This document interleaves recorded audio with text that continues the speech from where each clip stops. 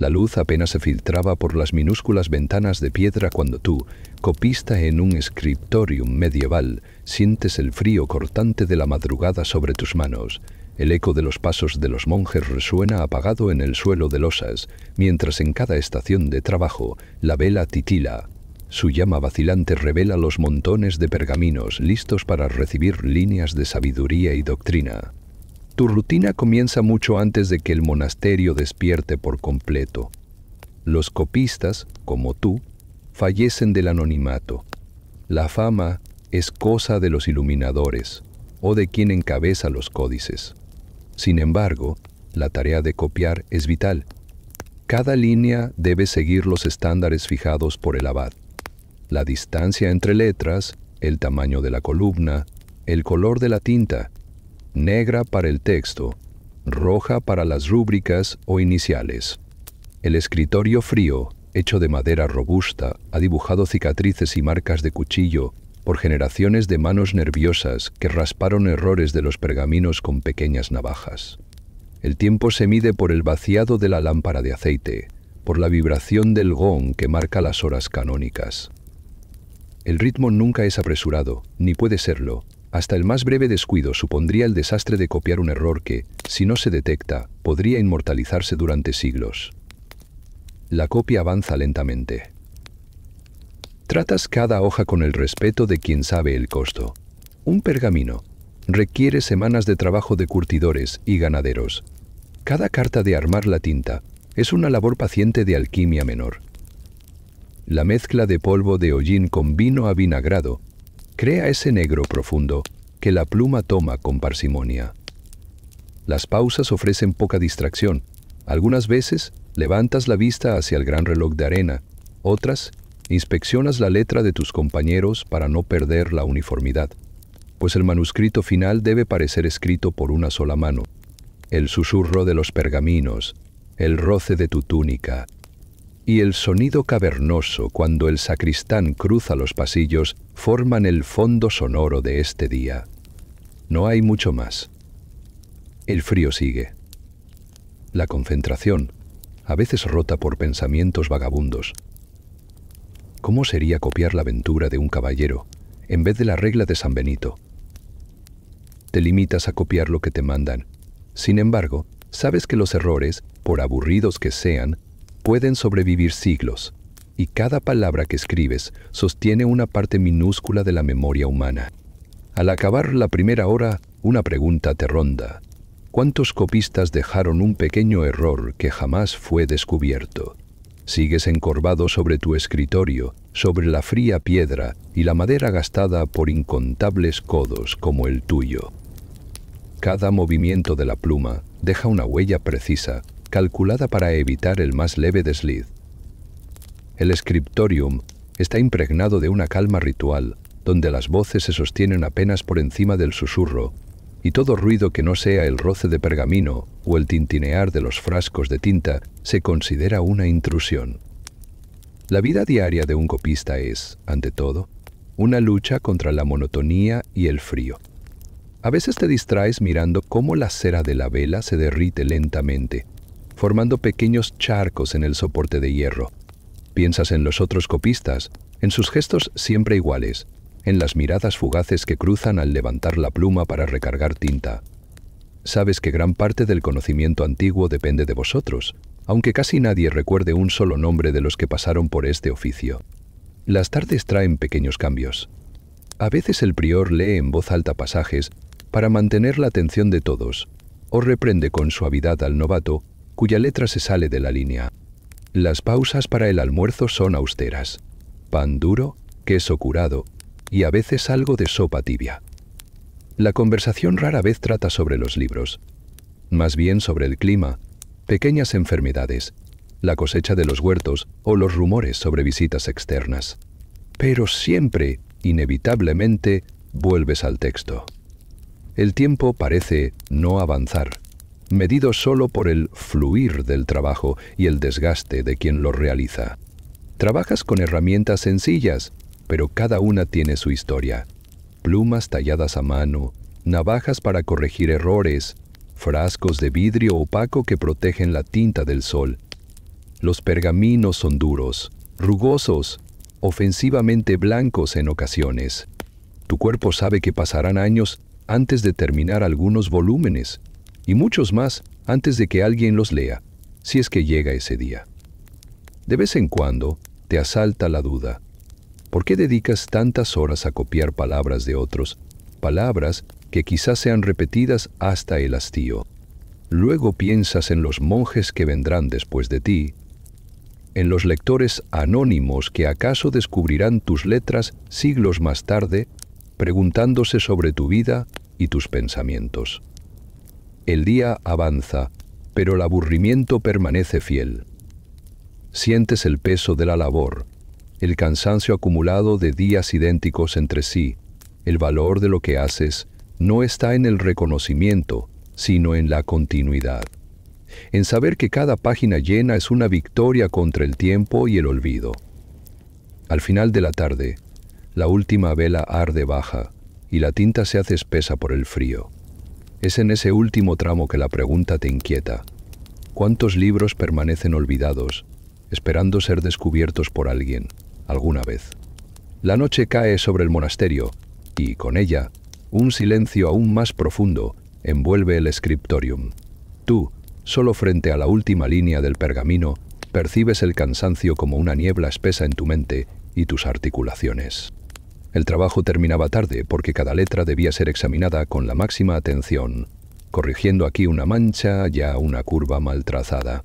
La paciencia es una virtud obligada, nacida tanto del deber como del ambiente. Nadie busca destacar ni ser recordado. Todos, incluso tú, luchan por conservar la claridad y la uniformidad en el anonimato. El trabajo finaliza con un rito sencillo. Apagas la vela, ordenas los restos de pergamino y colocas la hoja terminada cuidadosamente sobre el montón, junto a otras en distintos estadios de avance. Quizá te detengas un momento para admirar la regularidad de las líneas, el color aún fresco del rojo de las mayúsculas o el negro profundo de la tinta principal. Todo, salvo una pequeña sigla con tus iniciales, ocultas o codificadas, si acaso las hay, quedará sin firmar.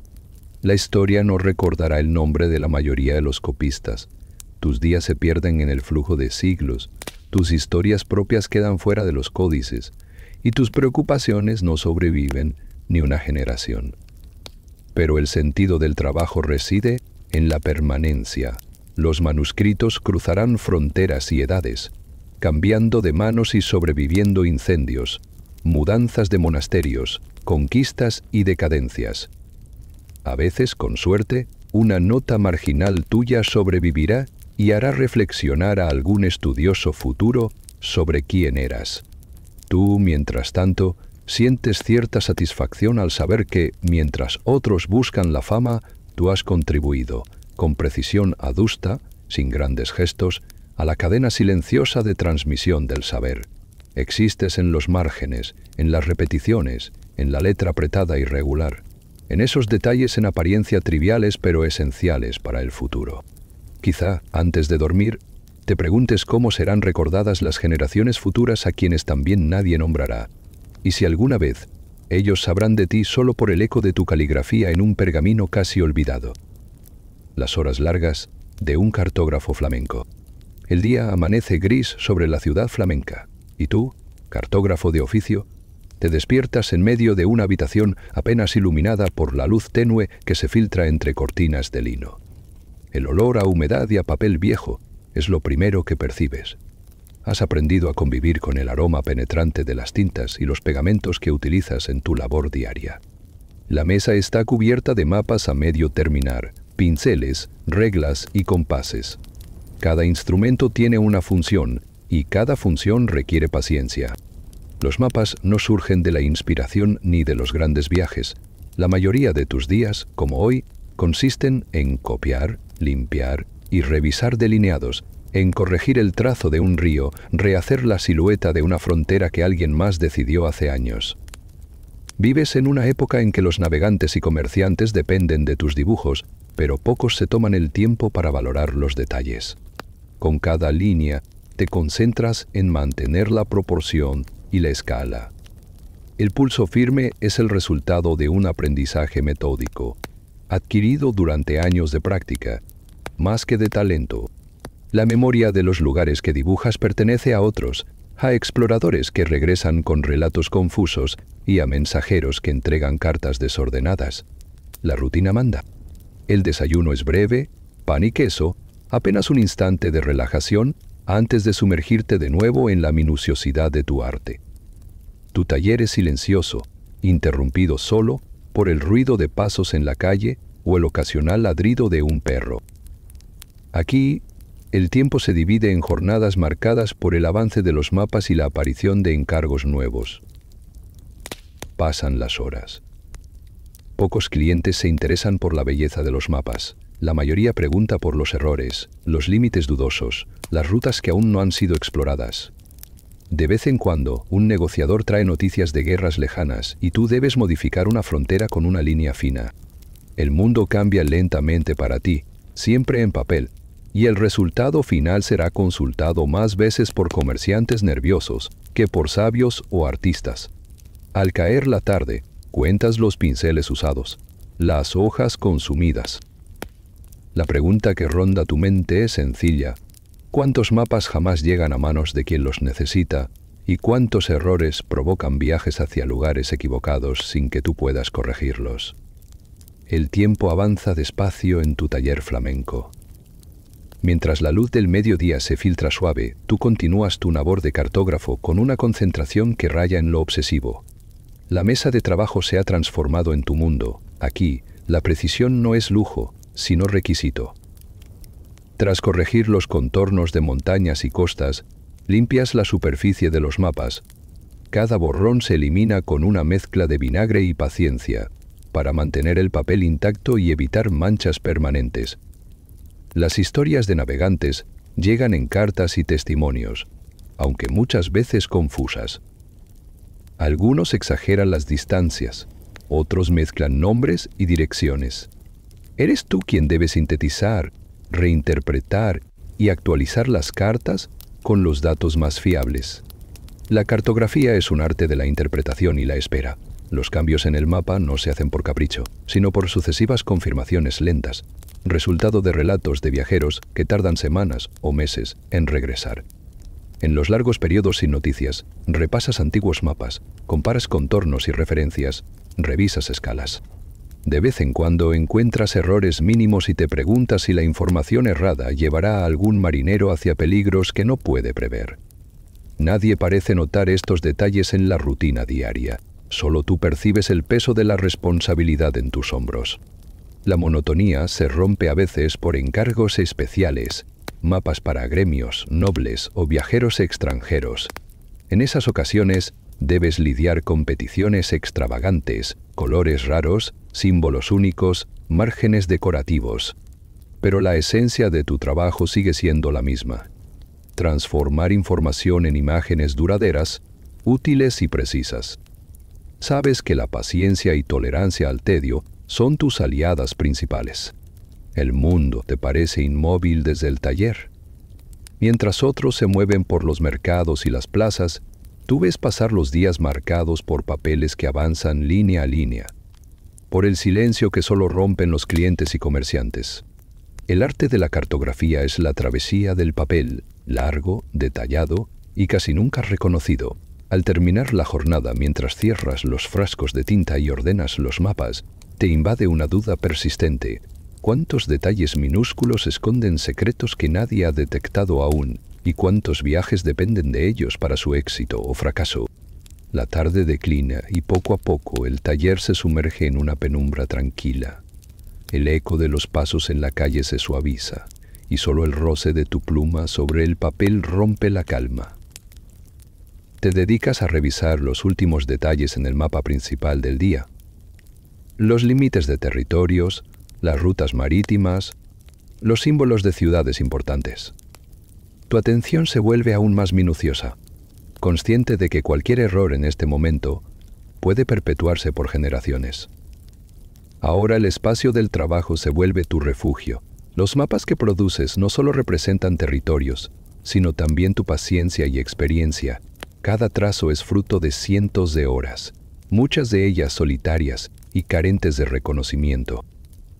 Piensas en los cartógrafos que vinieron antes, en sus técnicas, en los cambios imperceptibles que marcaron la evolución de la disciplina. El legado de tu oficio es discreto pero significativo. Sabes que tus mapas viajarán lejos, en barcos que cruzan mares turbulentos, en caravanas que atraviesan llanuras, y que el éxito o el fracaso de una travesía puede depender de una línea dibujada con tu mano, de un nombre escrito con tu pulso. Te preguntas cuántos viajeros nunca sabrán de ti, pero confiarán sin dudar en el papel que completaste en una tarde silenciosa. La labor concluye bajo la luz mortecina de la última vela. Guardas los mapas en tubos, acomodas pinceles y compases y te detienes por un momento a repasar mentalmente los sitios que has representado sin haberlos pisado jamás. El mundo sobre el papel es más duradero que el paso de sus creadores. Muchos de tus mapas sobrevivirán cambios políticos, desastres naturales y olvido. Al aprestarte para dejar el taller, surge una pregunta final, persistente como el día que termina. ¿Quién encontrará tus mapas dentro de siglos y qué pensarán de ti y de los territorios que dibujaste sin haberlos visto nunca? El monje jardinero y el ciclo de las hierbas. Antes del amanecer, tú, monje jardinero del monasterio, te encuentras en ese breve instante en que el frío y el rocío cubren la tierra cultivada. El huerto es tu mundo, delimitado por muros de piedra y el murmullo lejano de salmos matutinos. Las herramientas simples, azada, pala, pequeños cuchillos de poda, esperan alineadas junto a la cerca, mientras respiras el aire denso y quieto del inicio del día. Tu labor comienza con la inspección cuidadosa de cada rincón. Observas las hierbas, menta, salvia, tomillo, lavanda, creciendo en hileras ordenadas que tú mismo diseñaste, guiado por una mezcla de tradición y experiencia. El tiempo se mide por estaciones y por el ciclo monótono de siembra, riego, cosecha y descanso. La vida aquí cambia despacio. Algunas plantas requieren años para madurar, y cada jornada es una pequeña variación sobre las anteriores. El huerto funge como laboratorio y farmacia. Anotas meticulosamente en un cuaderno de hojas amarillas los días de germinación, el pulso de la humedad, la aparición de hongos o insectos. El calendario agrícola se entrelaza con los rituales religiosos. Cada labor tiene su oración y su pausa programada.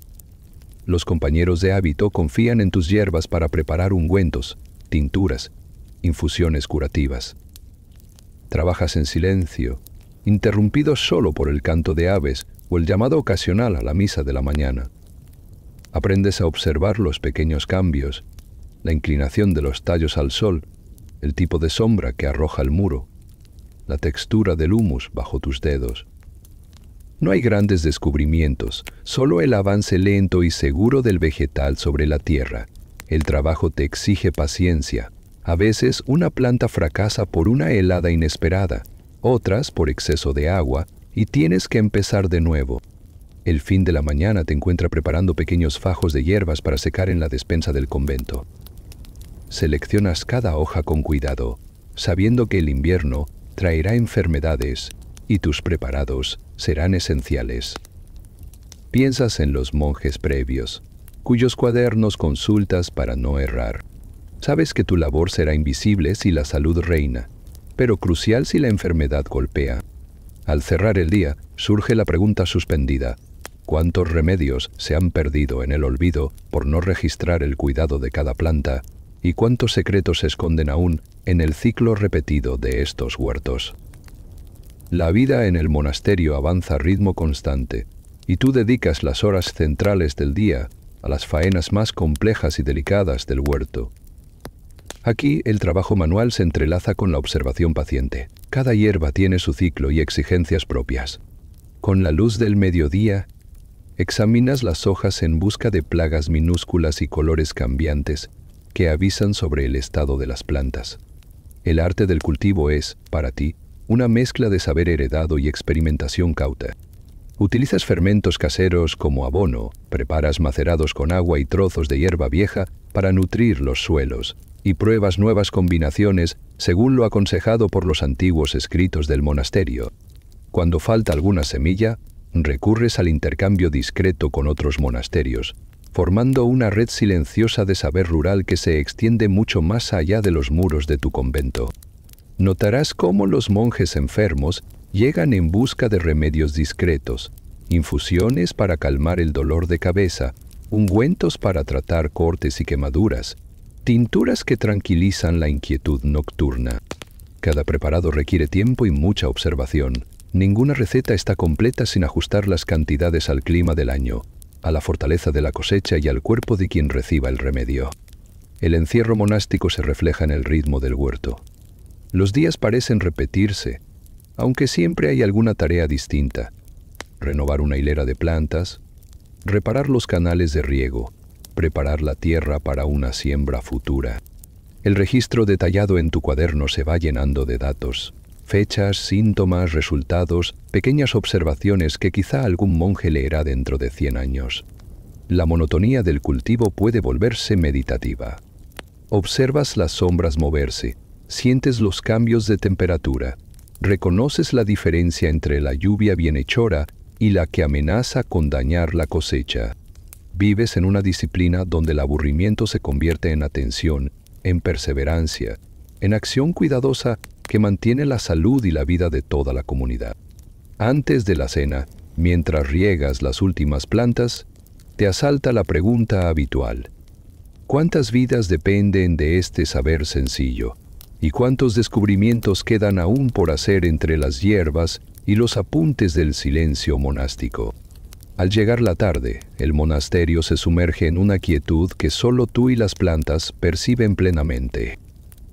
El huerto se transforma, las sombras se alargan, los colores se apagan y los aromas se intensifican en el aire húmedo y fresco. Limpias tus herramientas con cuidado, recoges los fajos de hierbas ya secas y almacenas los preparados en frascos de vidrio recubiertos en cera. Cada gesto es meticuloso, casi ritual.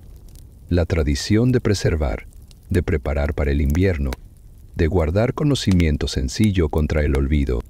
La vida del monje jardinero está tejida con hilos de paciencia y anonimato. A lo largo de las estaciones ves cómo el huerto cambia y retorna, y aprendes que el ciclo nunca es idéntico a pesar de su aparente repetición. La salud del convento, muchas veces invisible, depende del resultado acumulado de labores minuciosas, riegos exactos, cortes precisos, recetas adaptadas año tras año. Son los detalles menos notados los que mantienen la vida y la paz en la comunidad. Un día al final del otoño, notas en tus apuntes una pequeña variación en el crecimiento de la lavanda. No parece gran cosa, pero decides probar un nuevo preparado.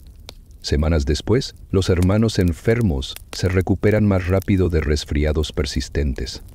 Tu nombre no aparecerá en crónicas ni sermones, pero el beneficio de tu observación se perpetuará en el bienestar colectivo.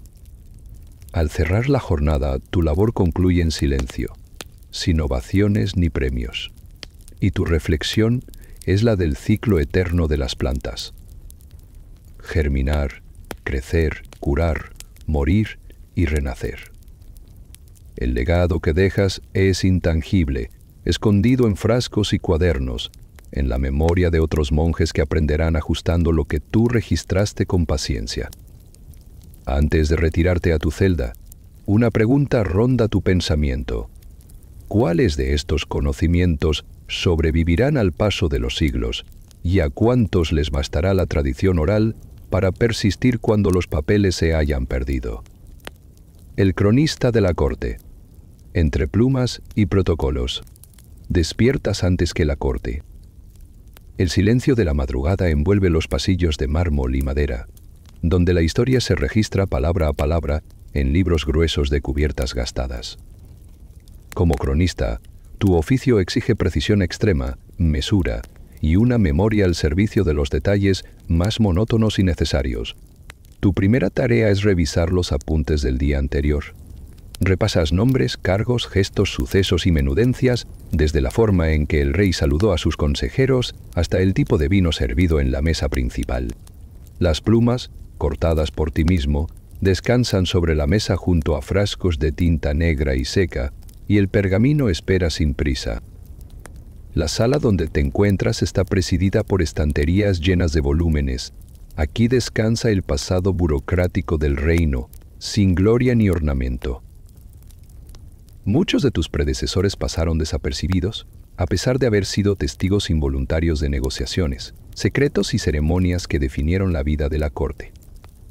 La rutina exige evitar cualquier adorno, atenerse a los hechos y dejar espacio solo para la verdad. Escribir lo que ocurre, no lo que parece. El ambiente es solemne, aunque por momentos tedioso. El curso de la historia nunca corre, siempre avanza por pasos diminutos. Registras las palabras del chambelán, los movimientos de los cortesanos en las audiencias, los silencios significativos durante las reuniones privadas. El cronista entiende que lo insignificante, anotado con cuidado, puede volverse trascendental siglos después. Pronto llega el bullicio matinal. Criados, mensajeros, nobles y funcionarios cruzan el salón y tú tomas nota de todo en tu caligrafía regular y austera. Ni una emoción fuerte ni un gesto espectacular, el aburrimiento es tu escudo y tu herramienta, pues sólo así captas lo olvidado y evitas perder la pista de los detalles sencillos.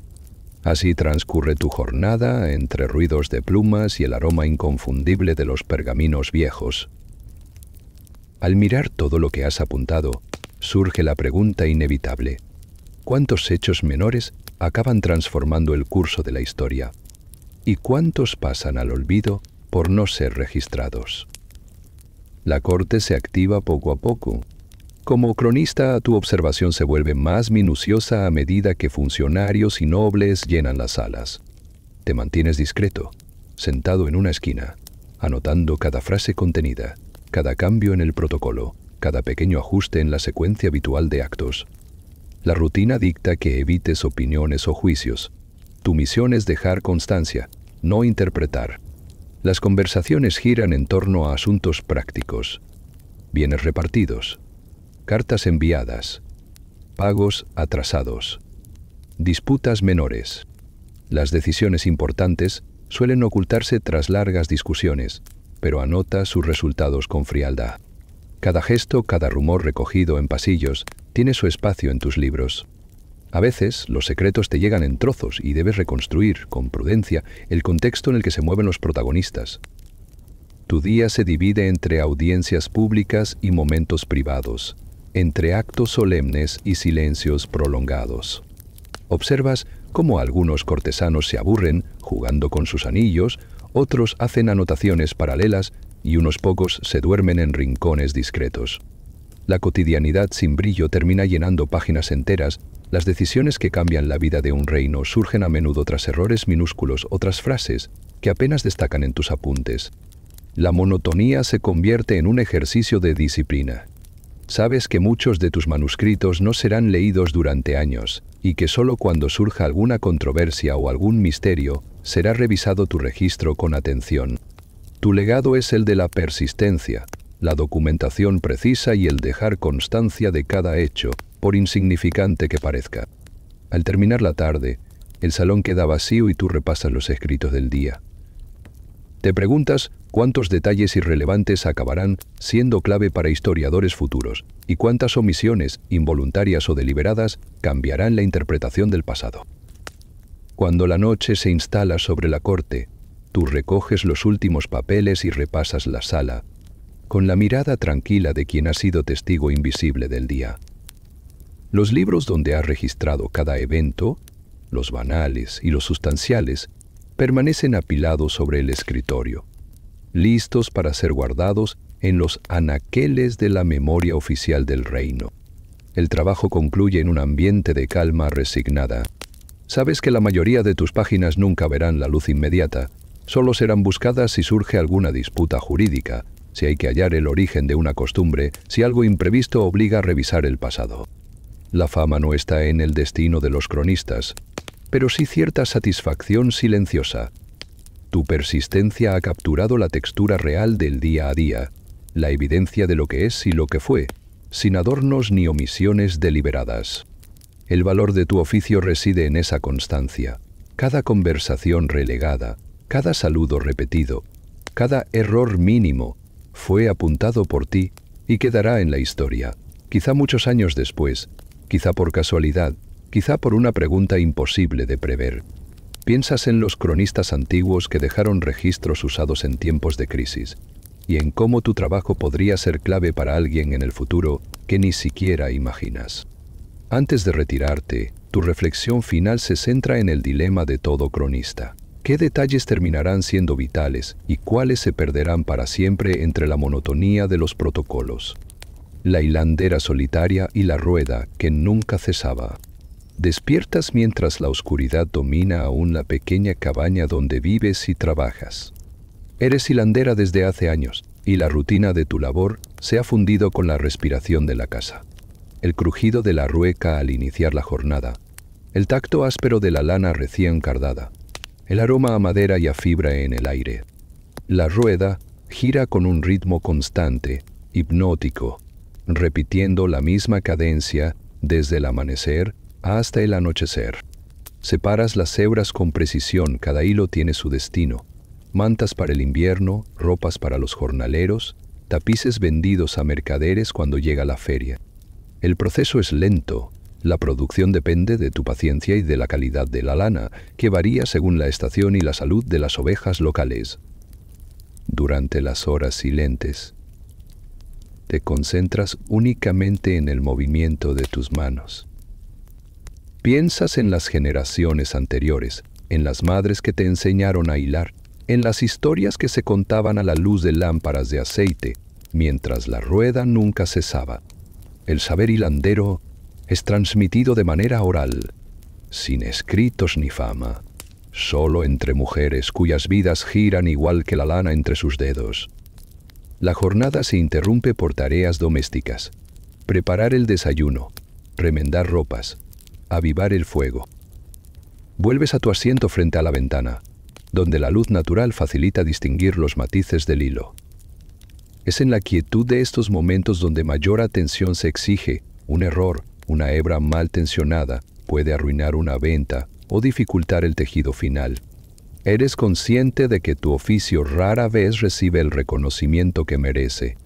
La hilatura sostiene la vida cotidiana, abriga cuerpos y adorna casas, pero pocos conocen el esfuerzo y la constancia detrás de cada ovillo.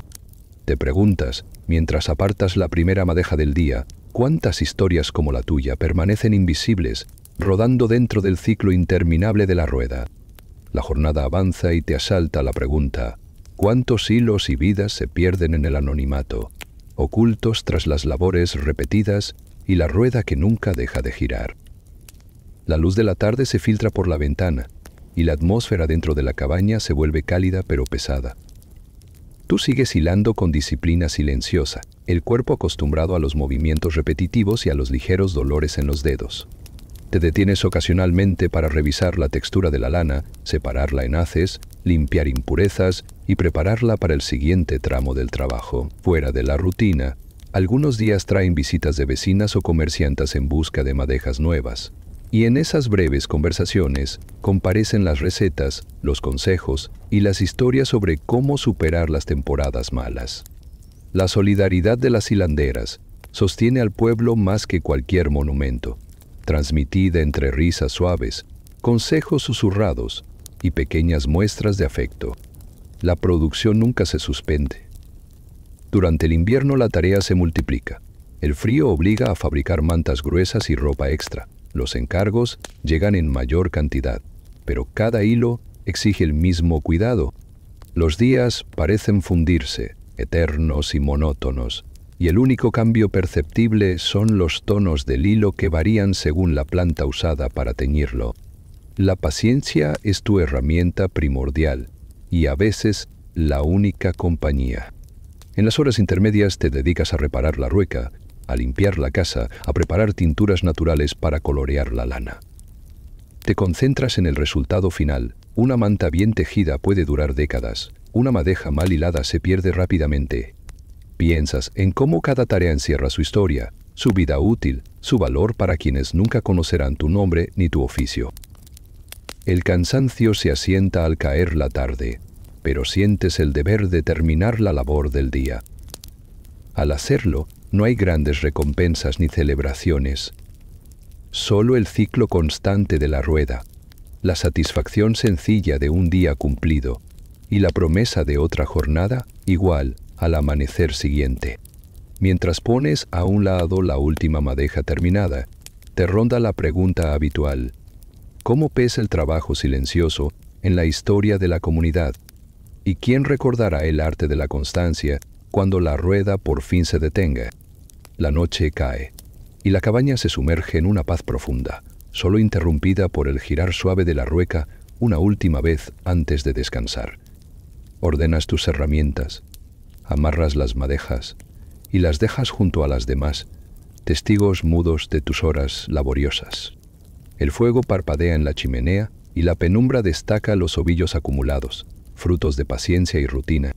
Piensas en el verdadero legado de tu oficio: vestidos que protegen contra el frío, mantas que envuelven a familias, tapices que adornan las casas del pueblo y sobreviven mucho más allá del tiempo de quien los tejió. El anonimato de la hilandera parecía garantizado sin canciones ni cuentos, pero con una influencia oculta y esencial en la vida cotidiana de la comunidad.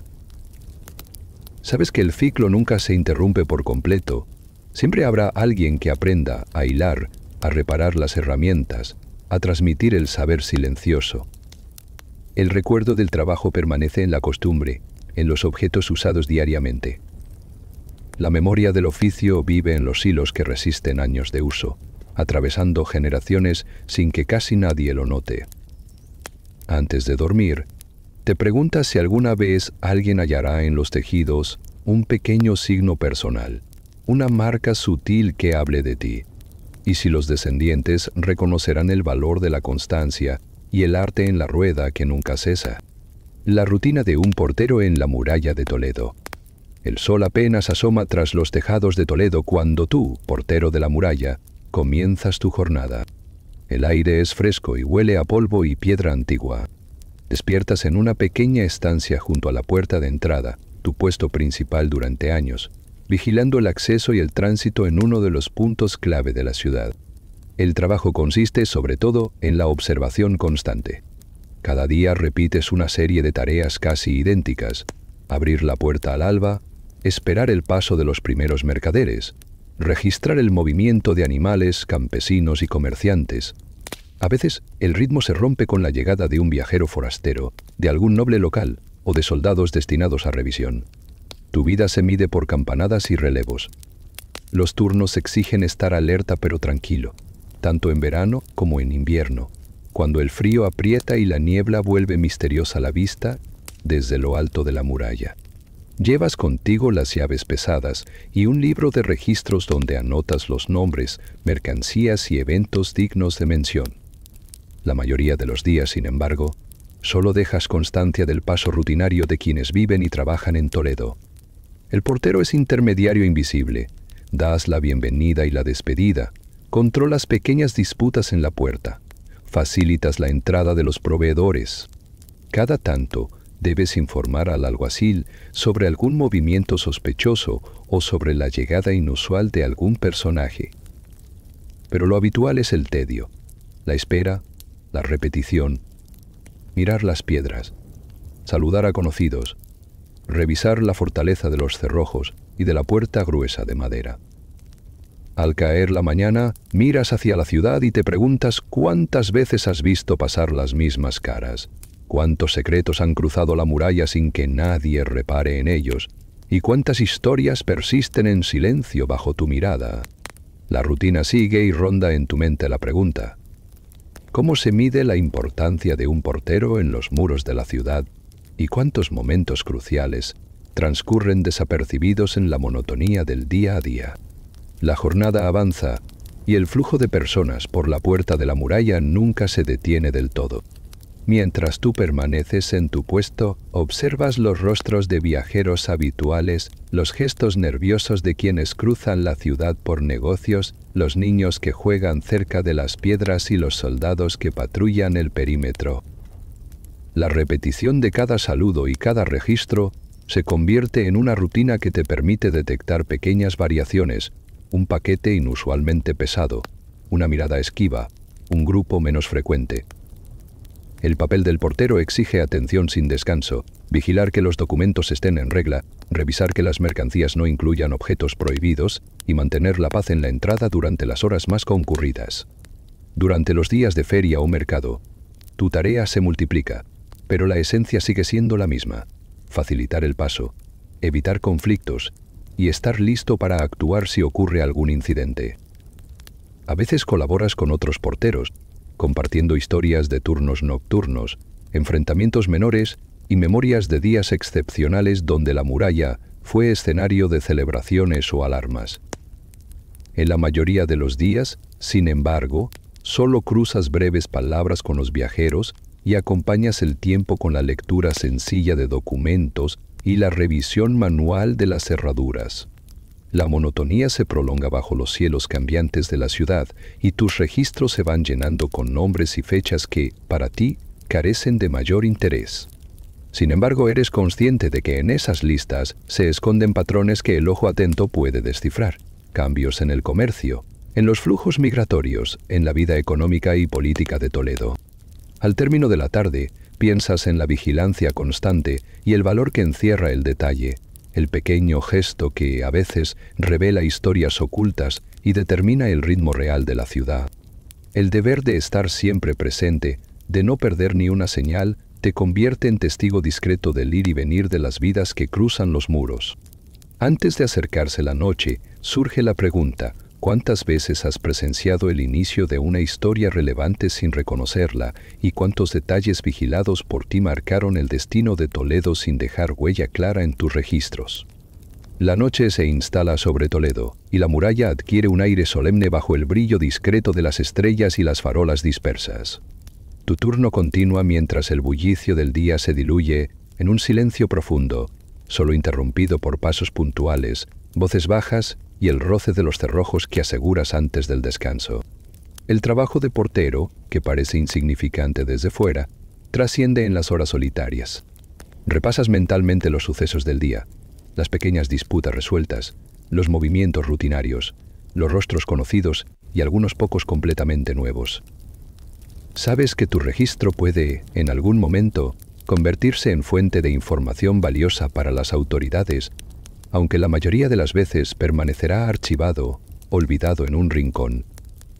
En silencio, caminas por el tramo de muralla para verificar la fortaleza de las puertas. Observas la ciudad desde lo alto y el movimiento pausado sobre las calles de piedra. La monotonía es tu compañera, pero también tu escudo contra los imprevistos. Solo quien conoce el ritmo permanente puede distinguir la anomalía. Tu labor concluye sin ceremonias, con la entrega de llaves al portero del siguiente turno y una última mirada a la ciudad. Reflexiona sobre la huella invisible que deja tu presencia, el equilibrio silencioso entre seguridad y cotidianidad que sustentas día tras día. Piensas en todos los porteros que han cumplido esta función antes de ti, y en cómo el anonimato y la constancia forjan la historia real de los muros de Toledo. Al salir del puesto, antes de sumergirte en el descanso nocturno, te preguntas: ¿será recordado algún portero por una acción crucial y cuántas historias verdaderas de la ciudad quedan protegidas en los márgenes de la rutina y del silencio? Un botánico del siglo XVIII y su herbario. El primer rayo de sol atraviesa la ventana de tu estudio, iluminando estantes repletos de frascos, hojas secas y pequeños cuadernos. Eres botánico en el siglo XVIII y tu día comienza rodeado por el aroma terroso de plantas recolectadas en paseos meticulosos por los campos y bosques cercanos. La mesa de trabajo está cubierta por hojas de distintas formas, cuadernos de anotaciones, pinzas y cuchillos para separar partes delicadas. Tu labor es lenta y metódica. Te dedicas a observar con paciencia cada detalle: color, textura, venación, olor y lugar de recolección.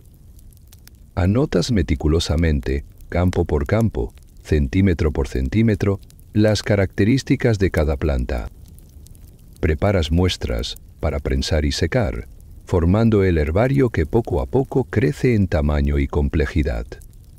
Las herramientas de trabajo son sencillas, pero requieren destreza: cuadernos de papel de hilo, tintas resistentes al paso del tiempo y etiquetas elaboradas a mano. El estudio se convierte en un microcosmos de la naturaleza, donde cada hoja garantiza horas de observación y cada anotación suma a un conocimiento compartido con pocos, pero esencial. La ciencia botánica es aún una disciplina joven. Recibes cartas de otros botánicos, intercambiando semillas y ejemplares por correo, formando una red lenta pero constante de colaboración.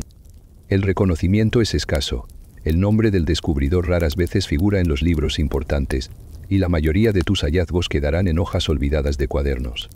El ritmo del día se mide por el avance en las colecciones. Una planta nueva significa analizar, comparar, registrar, dibujar. La monotonía se convierte en fuente de atención y asombro, pues cada variación puede implicar una utilidad médica, culinaria o artística desconocida.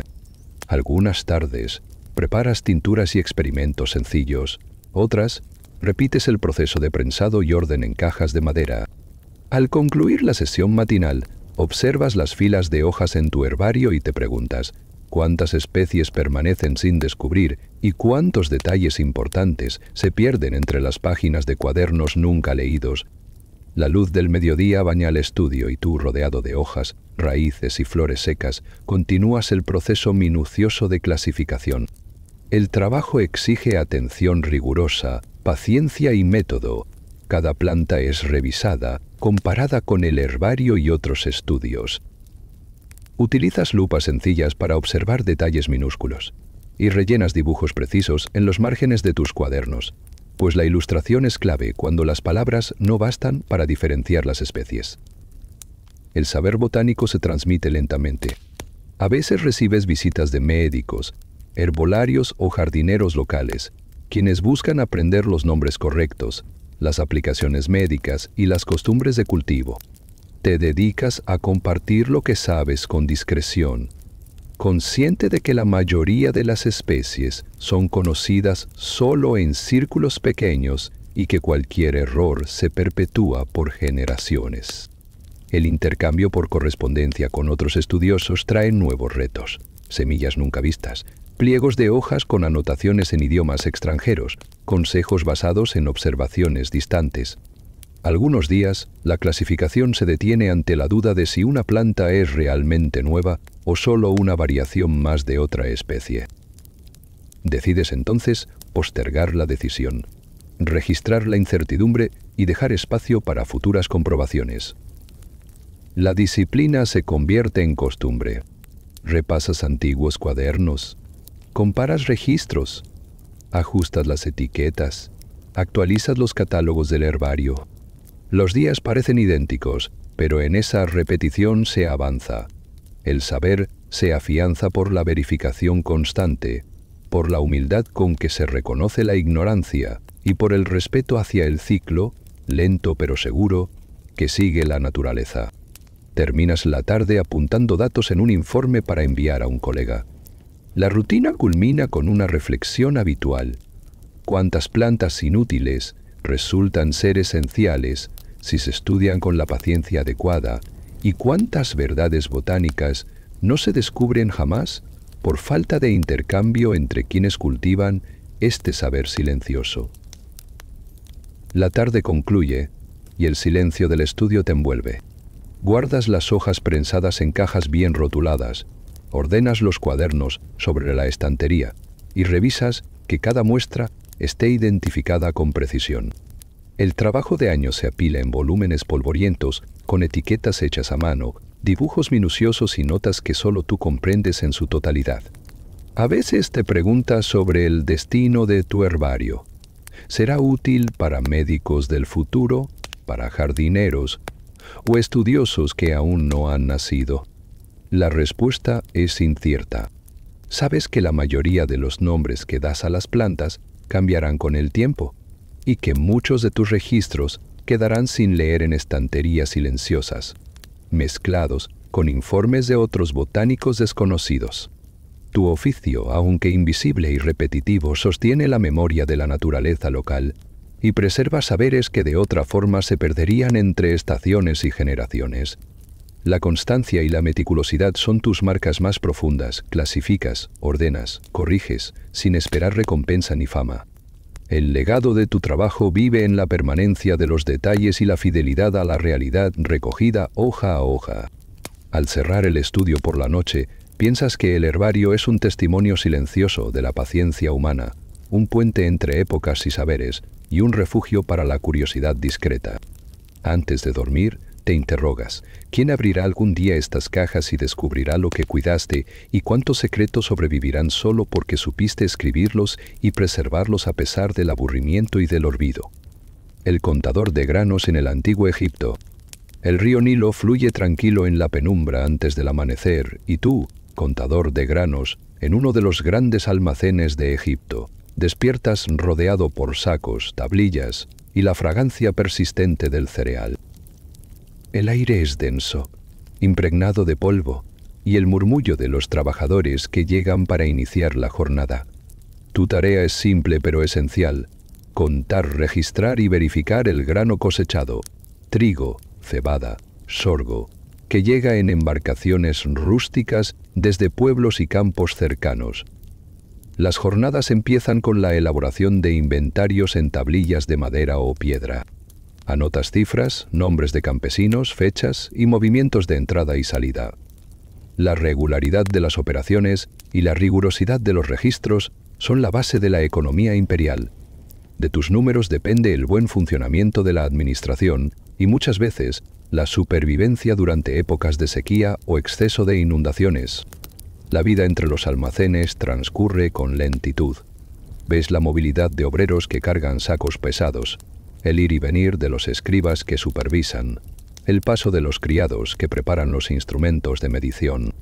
El trabajo exige paciencia, atención y una memoria entrenada para captar patrones y detectar errores invisibles. Los granos se cuentan, pesan y clasifican según la procedencia, el tipo y la calidad. Un error, por pequeño que sea, puede generar una cadena de problemas para todo el sistema de reparto. La rutina exige también vigilar el estado de los almacenes, asegurar que los roedores se mantengan lejos, que las tablillas y registros estén secos y legibles, y que los procedimientos se cumplan sin excepción. El tedio es constante, apenas interrumpido por discusiones menores entre trabajadores o la visita ocasional de un inspector enviado por los administradores del faraón. Al terminar la mañana, observas la montaña de sacos y piensas en el valor silencioso de tu oficio. ¿Cuántas vidas dependen de un conteo exacto y cuántos desastres se han evitado o provocado por un error mínimo que nadie detectó en tiempo? El sol asciende sobre los tejados y los almacenes a orillas del Nilo se llenan de actividad. Tú, como contador de granos, sigues con la labor metódica. Cuentas saco por saco, vigilas cada peso, revisas una vez más los números inscritos en las tablillas. La precisión es tu máxima prioridad y la monotonía de la tarea te obliga a mantener la concentración a lo largo de las horas. El ambiente es de colaboración silenciosa. Los obreros descargan y apilan el grano siguiendo tus instrucciones, mientras los escribas revisan tus registros y confirman la exactitud para informar a administradores superiores. Las jornadas son largas y repetitivas, interrumpidas únicamente por pausas breves para hidratarse o ajustar las medidas de seguridad ante la llegada de nuevas barcazas de cereal. El proceso de registro es sencillo, pero exige atención constante y memoria para identificar patrones en las entregas, cantidades insuficientes o excesivas, diferencias entre tipos de grano y el estado del cereal. A veces surgen pequeñas disputas entre agricultores y inspectores sobre la calidad o el peso de los sacos, pero la solución depende de tu imparcialidad y el rigor con que mantienes tus anotaciones día tras día. En momentos de menor actividad, recapitulas los registros antiguos para verificar que no haya errores acumulados. Sabes que un solo fallo puede afectar el reparto de raciones en pueblos enteros, provocar malestar entre los campesinos o desencadenar una investigación por parte de los administradores reales. El tedio es tu compañero, pero también es el guardián de la regularidad en un sistema que descansa sobre la fiabilidad del número y la disciplina del registro. Al concluir la tarde piensas en la huella invisible de tu trabajo, cuántos informes serán revisados en épocas de crisis y cuántas páginas de tus registros determinarán el destino de quienes nunca conocerán tu nombre ni el esfuerzo detrás de cada cifra anotada. La jornada termina en los almacenes a orillas del Nilo. El polvo dorado del grano flota en el aire y el bullicio se apaga lentamente mientras los obreros se retiran y los grandes portones se cierran bajo tu supervisión. Revisas una última vez las tablillas, cerciorándote de que las cifras coincidan con lo que ves. Montañas de sacos apilados, esperados por comunidades y administradores lejos de allí. El valor de tu trabajo trasciende en la regularidad del ciclo. Cada registro, cada conteo, es parte de la seguridad alimentaria del imperio. Tu nombre raramente será citado, pero tus cifras servirán para calcular raciones, planificar reservas en tiempos de abundancia y supervivencias en épocas de escasez. Sabes que en su mayoría, tu oficio será invisible. Quizás algunos registros serán consultados siglos después por escribas que busquen patrones de cosechas o historias de crisis. El papel del contador exige constancia y humildad. Reconoces la importancia de los detalles y la disciplina, el valor del aburrimiento convertido en orden y la responsabilidad silenciosa que te ha confiado el sistema. Los errores son posibles, inevitables, pero la rutina es el mejor antídoto. Repites los pasos, corriges las cuentas y aseguras que el ciclo continúe poco a poco, temporada tras temporada. Antes de cerrar el almacén y salir a la oscuridad nocturna, reflexiona sobre la seguridad que tu labor ofrece y el anonimato en que se resguarda. Piensas en otros contadores antes y después de ti, en sus fallos, aciertos y el peso de cada cifra anotada con paciencia. La pregunta que te acompaña mientras caminas hacia casa es inevitable. ¿Quién descifrará algún día la historia oculta en tus registros? ¿Y de qué manera sus números ayudarán o perjudicarán las vidas de quienes nunca sabrán tu nombre? Una vendedora de velas y su calle polvorienta. Empieza el día en una calle estrecha y polvorienta de la ciudad, donde tú, vendedora de velas, preparas tu pequeño puesto antes que el bullicio de compradores despierte. El aire tiene un aroma mezclado, cera caliente, aceite barato, polvo levantado por los pasos de vecinos madrugadores. La mesa donde exhibes las velas está cubierta por paños gastados y montones de productos ordenados por tamaño, color y calidad. Tu labor comienza mucho antes que la clientela llegue. Fundes seda en ollas de barro, retuerces mechas con las manos, viertes el líquido en moldes y esperas pacientemente el enfriamiento. El proceso es largo y repetitivo: limpiar, amoldar, preparar cada vela a conciencia, pues sabes que de la calidad depende tu fuente principal de ingresos. Las velas varían. Algunas son simples, para hogares humildes. Otras se adornan ligeramente para personas más adineradas o para fiestas religiosas. La venta transcurre en medio de una rutina modesta. Saludas a los vecinos, escuchas las historias del barrio, atiendes los pedidos especiales para velas de distintos tamaños y colores. Prometes entregas a tiempo, calculas precios, conservas inventario en tu pequeña libreta y te aseguras de no confundir encargos ni perder la cuenta de tus insumos. La clientela es diversa: comerciantes, amas de casa, niños curiosos y de vez en cuando algún sacerdote que necesita velas para la iglesia. El trato es cordial, cotidiano, y los días se suceden entre discusiones por precios, chismes del barrio y la constante necesidad de limpiar el puesto del polvo que nunca desaparece. Al terminar la mañana, miras la mesa, revisas las ventas y piensas en la importancia silenciosa de tu oficio. ¿Cuántas velas encienden momentos íntimos? ¿Cuántas alumbran tareas nocturnas? ¿Y cuántas vidas dependen, aunque sea brevemente, de la luz que preparas en medio del polvo y la monotonía? El día avanza y tú, vendedora de velas, permaneces en tu puesto cuando el sol alcanza su punto más alto. El ritmo de la calle sube y baja en olas. Picos de compradores alternan con largos periodos de espera, en los que aprovechas para limpiar el polvo acumulado, revisar inventarios y crear nuevas velas con los restos de cera que guardas con esmero. La venta se convierte en un ejercicio de paciencia. La clientela exige calidad y buen precio, pero también atención y memoria para recordar sus preferencias. Velas finas para ceremonias, mechas gruesas para alumbrar trabajos nocturnos, tintes especiales para fiestas. Cada conversación te acerca un poco más a la vida del barrio, aunque pocas personas se detienen a preguntar por el esfuerzo tras cada vela. La monotonía del oficio te da la oportunidad de observar los ritmos de la ciudad, los niños que pasan corriendo, los comerciantes que cierran tratos en voz baja, los religiosos que cruzan deprisa hacia la iglesia. Notas patrones en los encargos según temporada, las fiestas del calendario y los días de mercado. Aprendes a prever la demanda y ajustar tu producción con el mínimo de desperdicio. Los intervalos de venta, a veces, te permiten pequeñas pausas para conversar con las otras vendedoras o tomar un instante de descanso bajo la sombra.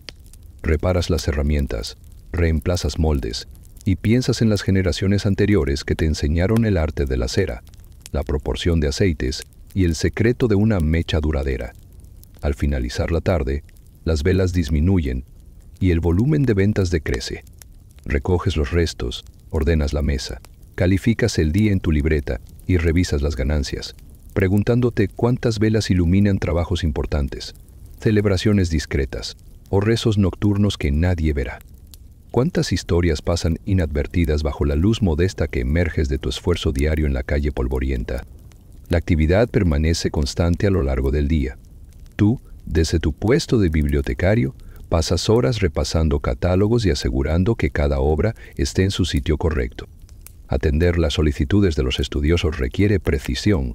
Consultan tratados filosóficos, textos matemáticos, obras poéticas y genealogías aburridas pero imprescindibles. El saber aquí se acumula en capas, cada una formada por el trabajo meticuloso de muchos guardianes anteriores. El proceso de organización suele repetirse. Clasificar por autor, tema, lugar de origen, corregir errores en las inscripciones, restaurar pergaminos dañados por humedad o descuido y registrar la historia de cada ejemplar para que el legado no se resquebraje en el caos. El día transcurre entre idas y venidas de documentos, anotaciones marginales y discusiones menores sobre métodos de archivo. La rutina se vuelve lenta, pero esencial. Cada maniobra ayuda a proteger el patrimonio intelectual de la humanidad. Notas cómo algunos visitantes estudian sin cesar, mientras otros solo buscan fragmentos y citas para sus propios tratados. Los momentos de descubrimiento verdadero son raros. La mayoría del tiempo es revisión monótona, resolver dudas y comprobar listas una y otra vez. El contacto con otros bibliotecarios favorece el intercambio silencioso de prácticas. Cómo guardar mejor los rollos, cómo encuadernar papiros, cómo evitar que el polvo y la humedad deterioren el material.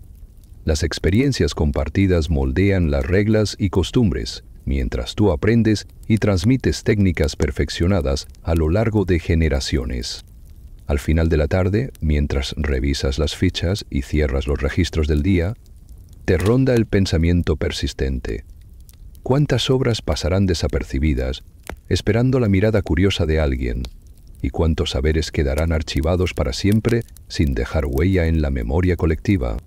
La noche desciende sobre la biblioteca de Alejandría. Las antorchas se encienden en las galerías, proyectando sombras sobre los estantes repletos de pergaminos y papiros. Tú, bibliotecario, te encargas de cerrar las puertas, recoger los últimos libros y repasar mentalmente las tareas cumplidas. Registros elaborados, textos restaurados, solicitudes resueltas y piezas archivadas con cuidado. En la soledad de este templo del saber, reflexionas sobre la fragilidad de tu labor. El conocimiento acumulado puede desaparecer en un instante por fuego, saqueo o descuido. Cada pergamino tiene una historia. Cada registro puede ser crucial, pero la mayoría vivirá en silencio, ignorado por quienes jamás buscarán sus páginas. Sabes que la fama no reside en el bibliotecario, sino en su constancia y rigor. El custodio de la memoria es siempre invisible, aunque imprescindible. Tus técnicas de archivo, tus sistemas de clasificación y las medidas para preservar el material han sido transmitidas y perfeccionadas por generaciones. Has atendido a sabios, poetas y científicos, pero la rutina es el cimiento del legado.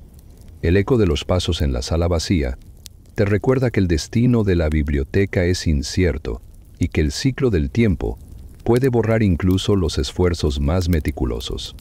Antes de retirarte, observas los pergaminos y te haces la pregunta que acompaña a todo guardián silencioso. ¿Quién salvará algún día un texto olvidado?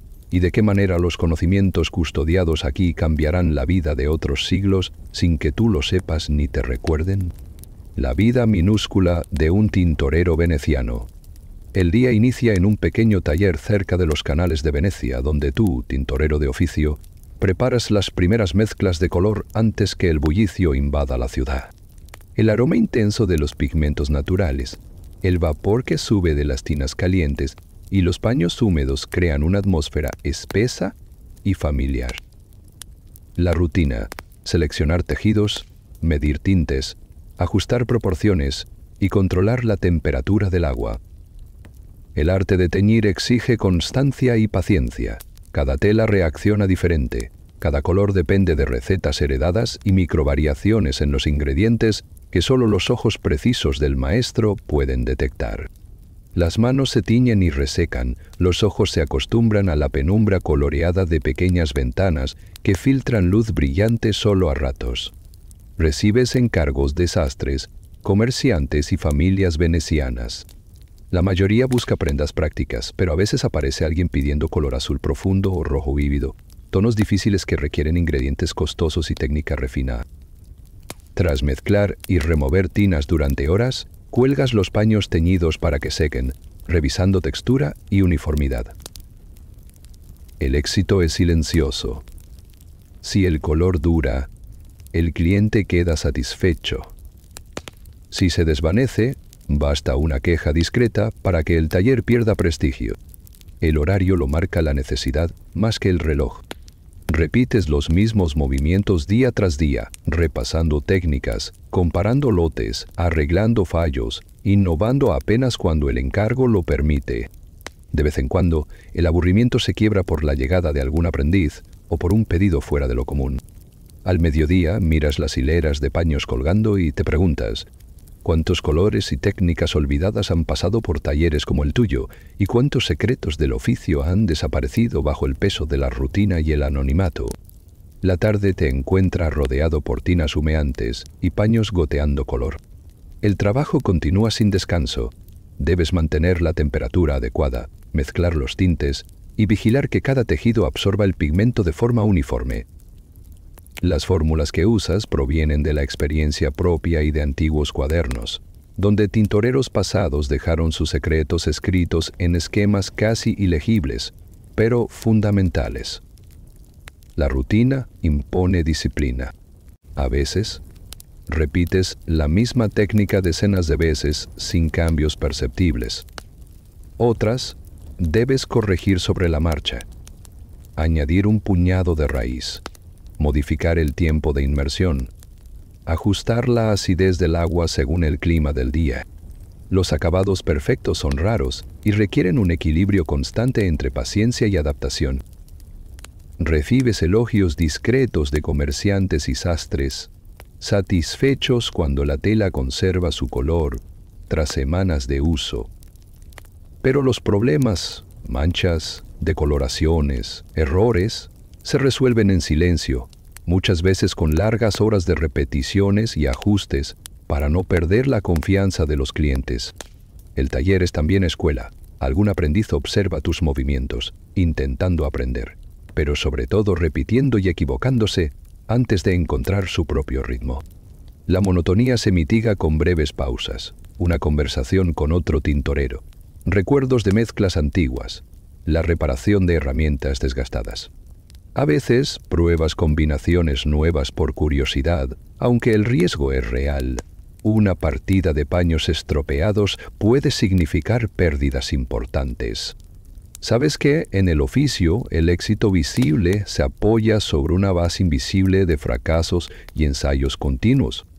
Al finalizar la tarde revisas los paños colgados y piensas en la lucha constante por la perfección silenciosa. ¿Cuántos colores olvidados dejaron huella en algún rincón de la ciudad? ¿Y cuántos nombres se pierden detrás de los tonos que visten a Venecia cada día? La noche cae sobre Venecia, y el taller de tintorero se llena de sombras y reflejos de luz sobre los paños colgados. Terminas de recoger los restos de pigmento, cierras las tinas, limpias las herramientas y dejas los tejidos en reposo, preparados para el día siguiente. El murmullo lejano del canal acompaña el silencio dentro del taller, donde el esfuerzo del día se vuelve invisible en la monotonía del oficio. Piensas en el viaje de cada color, tejidos que cruzarán el mercado, prendas que vestirán cuerpos sin que nadie sepa el origen de su tono, cortinas y manteles que decorarán palacios o casas humildes. Sabes que muchos matices se perderán, que el éxito de una buena partida depende de innumerables pruebas silenciosas, y que el arte del tintorero trasciende por la persistencia y la paciencia más que por la gloria. El legado del oficio se guarda entre mezclas y cuadernos polvorientos, en los consejos transmitidos a algún aprendiz, y en los colores que sobrevivirán después de decenas de lavados. Sabes que la perfección es efímera y el anonimato casi seguro, pero el trabajo sostiene el esplendor oculto de la ciudad. Antes de descansar, te asalta la pregunta constante: ¿quién valorará algún día el arte minúsculo que nutre la belleza cotidiana y cuántos secretos seguirán sumergidos entre pigmentos y tinas en las noches venecianas? El recolector de leña medieval. El sol apenas ilumina los claros del bosque y tú, recolector de leña en la Europa medieval, te preparas para la jornada con un jatillo y herramientas sencillas, hacha gastada, cuerda y un carrito rudimentario. El aire es frío y húmedo, y el murmullo de aves y ramas acompaña el paso lento hacia las zonas de recolección. La rutina empieza al elegir los árboles adecuados, revisar ramas muertas y calcular el esfuerzo para transportar la leña de regreso al pueblo. Cada corte exige precisión, respeto por el bosque y conciencia de las reglas impuestas por los señores. La cantidad de leña permitida es estricta y el castigo por exceso puede ser severo. El trabajo físico es duro y repetitivo, y los días transcurren entre silencio, esfuerzo y la cadencia implacable de cortes y nudos. Mientras llenas tu carga, piensas en los fines de la leña, pequeñas hogueras para cocinar, fogones comunitarios, estufas de casas humildes y talleres de artesanos. Sabes que tu oficio sostiene la vida cotidiana, aunque rara vez se reconozca en público. Los caminos de regreso al pueblo, con la espalda cargada y los pies cansados, están marcados por el polvo, el lodo y las historias nunca contadas del bosque. La mañana avanza y el hatillo crece. Saludas a otros recolectores, compartís consejos prácticos y avisos sobre zonas peligrosas o vigiladas por los guardabosques. El oficio se aprende escuchando y probando, ajustando las técnicas según la estación y el clima, estudiando los ritmos secretos del bosque y de la gente. Al terminar la jornada, miras la leña apilada y reflexionas: ¿cuántos hogares descansan y se alimentan gracias a tu esfuerzo? ¿Y cuántos inviernos se superan por la paciencia anónima de quienes viven entre árboles y cargas pesadas? El mediodía llega, y tú, recolector de leña, sigues el ciclo de cortar, clasificar y acomodar ramas según tamaño y uso previsto. La rutina exige fuerza física, pero también saber cuándo y dónde recoger sin dañar el bosque más de lo necesario. Aprendes a distinguir las especies que arden mejor, las que resisten la humedad y las que pueden usarse para reparar herramientas o construir muebles sencillos. El trabajo profundo del bosque te da tiempo para reflexionar. A veces, el cansancio se alivia con la charla entre recolectores, consejos para evitar ampollas, historias sobre inviernos duros, supersticiones sobre árboles viejos o claros misteriosos. Otras veces, la soledad del oficio se convierte en compañía, marcando el ritmo de pensamientos y ejercicios de memoria sobre rutas y atajos seguros. La faena nunca se detiene, aún durante los días lluviosos y los inviernos helados. Es necesario asegurar que no falte fuego en los hogares. El riesgo de cortar demasiado o de dejar el bosque desprotegido es real. Los vigilantes recorren los límites, atentos a abusos y excesos. La habilidad está en el equilibrio entre necesidad y respeto, en saber cuándo dejar descansar la tierra y cuándo aprovechar su generosidad. Al final de la tarde, la leña recogida se reparte entre vecinos o se vende en el mercado. El trabajo minúsculo repetido en cientos de jornadas, sostiene la vida cotidiana sin que nadie repare en los detalles del esfuerzo y la técnica. Sabes que el calor y la luz que provees nunca serán atribuidos directamente a ti, pero tu oficio es indispensable y lo llevas con dignidad silenciosa. Al descansar, piensas en las temporadas pasadas, en los inviernos superados y en las generaciones que aprendieron, igual que tú, a leer el bosque y a valorar la rutina como fuente de vida.